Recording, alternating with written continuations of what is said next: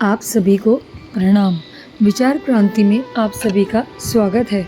साहित्य पितृ हमारे अदृश्य सहायक किस प्रकार हो सकते हैं, आइए जानते हैं परम पूज्य गुरुदेव पंडित श्री राम शर्मा जी आचार्य जी के विचार। परोक्ष जगत से संपर्क हर दृष्टि से लाभकारी।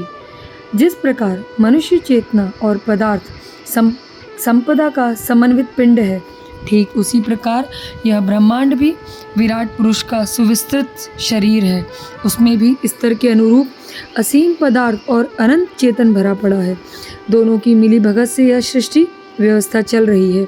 उत्पादन, परिपोषण और परिवर्तन की त्रिविध कार्य पद्धति अपनाए हुए सृष्टा का यह स्थूल शरीर पदार्थ समुच्चय अपने हिस्से का काम पूरा करने में निरत है। सृष्टा का सूक्ष्म शरीर वह है जिसमें स्थूल जगत की प्रत्यक्ष घटनाओं के लिए उत्तरदायी अदृश्य प्रक्रिया बनती बिगड़ती रहती है। उसे परोक्ष वातावरण भी कह सकते हैं।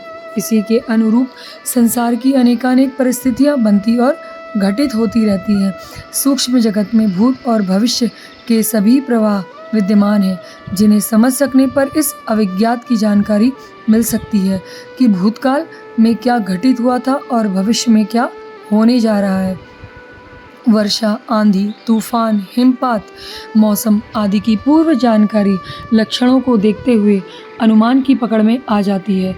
इसी प्रकार अदृश्य जगत में चल रही सचेतन हलचलों को देखते हुए भविष्य संभावनाओं का, भूतकाल की घटनाओं का और वर्तमान की परिस्थितियों का पूर्वाभास प्राप्त किया जा सकता है।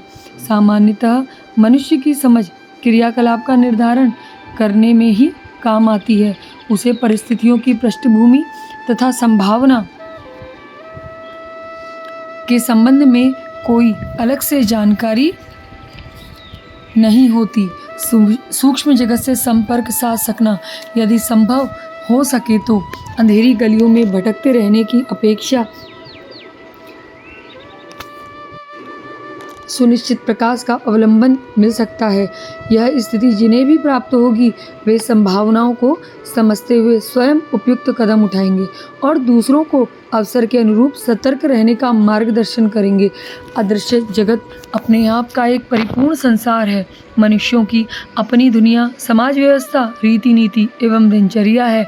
इसी प्रकार जलचरों की, कृमि कीटकों की, वन्य पशुओं की, पक्षियों की, धूलि में पाए जाने वाले जीवाणुओं की, वायरस की, बैक्टीरियाओं की अपनी अपनी दुनिया है। उनकी समस्याएं, सुविधाएं, आवश्यकताएं, कठिनाइयां, इच्छाएं मनुष्यों की दुनिया से सर्वथा भिन्न ही समझी जा सकती हैं। पड़ोस में रहते हुए भी यह अनोखा संसार एक दूसरे की परिस्थितियों से प्रायः अपरिचित ही बना रहता है। पालतू पशुओं, पक्षियों और मनुष्यों के बीच उदर पोषण जितना ही संभव रहता है, जितना ही संबंध रहता है, शेष का तो किसी से किसी का आदान प्रदान भी नहीं चलता और न कोई एक दूसरे के लिए विशेष सहयोगी ही सिद्ध होता है। ठीक इसी प्रकार अदृश्य लोक में सूक्ष्म जीवधारियों की एक अनोखी दुनिया है। शरीर छोड़ने के उपरांत नया जन्म मिलने की स्थिति आने तक मनुष्यों को इसी क्षेत्र में रहना पड़ता है। भूत प्रेतों की, देवी देवताओं की, लोकांतरों की, स्वर्ग नरक की चर्चा प्रायः होती ही रहती है। ऐसे प्रमाण उदाहरण आए दिन मिलते रहते हैं जिनसे दिवंगत आत्माओं के सूक्ष्म शरीर धारण किए हुए दिन गुजारने और यदाकदा मनुष्यों के साथ सहयोग या विग्रह करने की जानकारियाँ मिलती हैं। मनुष्यों की तरह उनकी भी एक दुनिया है। चूँकि वे सभी मनुष्य शरीर को छोड़कर ही उस क्षेत्र में पहुँचे हैं, इसलिए स्वभावतः इस संसार के साथ संपर्क साधने की इच्छा होती होगी।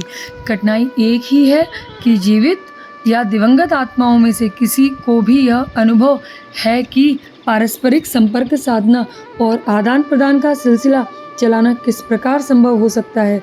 प्रयत्न में सफलता न मिलने पर कई प्रेत आत्माएं अनगढ़ उपाय करती हैं। मूलतः मनुष्य इस अनुभूति से भयभीत एवं आतंकित होते हैं, जबकि उनमें से कितने ही प्रियजनों के साथ स्नेह, सौजन्य एवं सहयोग का सिलसिला चल सकता है। एक देश दूसरे देश की, एक समाज दूसरे समाज की, एक व्यक्ति दूसरे व्यक्ति के स्नेह सहयोग से बन जाने पर उपयोगी परिणाम उपलब्ध करते हैं। फिर कोई कारण नहीं कि कुछ समय पूर्व के अपने ही जैसे मनुष्यों की इसलिए उपेक्षा करें कि वे शरीर खो बैठे हैं और सूक्ष्म शरीर में अंतरिक्ष में निवास कर रहे हैं। आत्मिकी में वह सामर्थ्य है कि वह इन दोनों लोगों के बीच भावनात्मक एवं क्रियात्मक सहयोग का द्वार खोल सके। धन्यवाद।